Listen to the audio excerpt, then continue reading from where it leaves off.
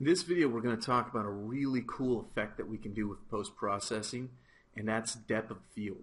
If you're familiar with cinematography or photography or film or anything like that, you've probably heard of depth of field. It's pretty much the process of having a camera focus in on a certain item or object a certain distance away. And your eyes actually do this too in the real world.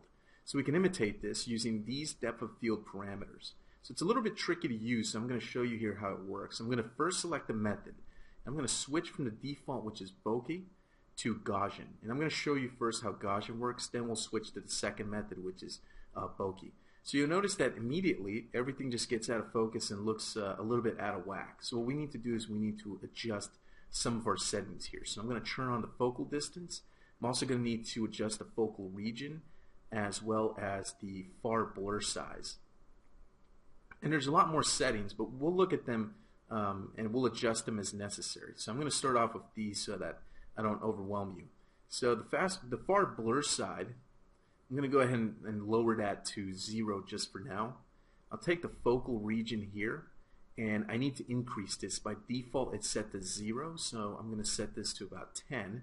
And the focal distance is kind of the big one here. It's set to 1,000 by default. And what that means is that things that are 1,000 unreal units away from our current camera viewpoint are going to be in focus. So I'm going to lower that to about 10 and 20 and 50, and I'm going to start to work my way up. So basically what this is we're focusing on things right now 500 units away from the camera. If we set it to 20, that means we're focusing on things 20 units away from the camera, which is pretty close. I'm going to take that far blur side, and I'm going to start to tweak and adjust that. I'll leave it at 1.0 for now. Now, the focal region is another big setting you want to adjust. Basically, the way you want to think of it is, first you want to decide on the distance, the focal distance that you want to focus on. So I want to focus on this coffee mug here and make everything that's really far away blur out, which could be pretty cool. So I know the coffee mug is pretty close to the camera. Now, I could go in one of the schematic viewports and kind of look and see how far away this mug is from the camera. But I'm kind of too lazy to do that, so I'm just going to go ahead and start playing with the numbers until it looks right. So about 10 units is pretty good.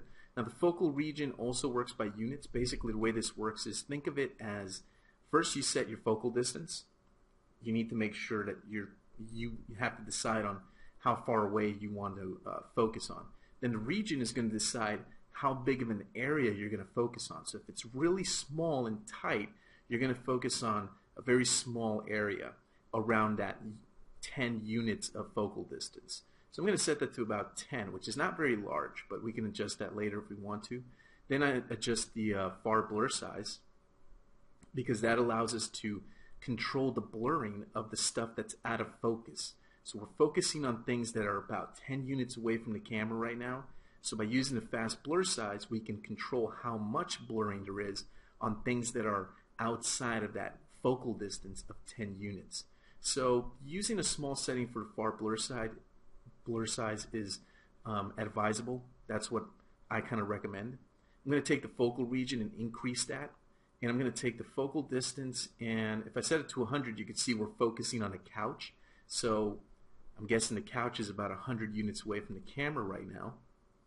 I'm going to take that focal region and increase it to 100, and now you see that some of the plants are in focus. So think of it almost like an invisible sphere, right, around the focal distance. The bigger it is, the more stuff is going to be in focus, because that sphere or that region gets bigger and bigger. So it really depends on what kind of look you're going for. So this is kind of a cool look right here, kind of focusing on that stuff back there. This is actually a lot of fun. You can end up spending a lot of time just tweaking this stuff and coming up with different looks and stuff like that. Especially if you're into photography, you'll find this really, really interesting and fun to use. So I'm going to set the focal distance to about 5. I think 5 will work out pretty well. That mug looks like it's about 5 units away from our camera. So that's working out pretty well. We've got no real artifacts and stuff like that. If I come over here to this couch, you can see it looks pretty cool. So using a focal distance of 5 looks pretty neat. I'm using a focal region of 100, so we get a nice big area of focus around that focal distance of 5. And the fast blur or the far blur size of 0.25 works pretty well, because it's a nice soft blur. It's not too exaggerated. So let's switch over to the Bouquet depth of field, which is another method you can use. And when you do that, you'll notice that there is no depth of field. It's all gone. There's no blurring, there's no depth of field, there's nothing. And that's because we have to use the scale setting. So it's set to 0 by default, which essentially turns it off.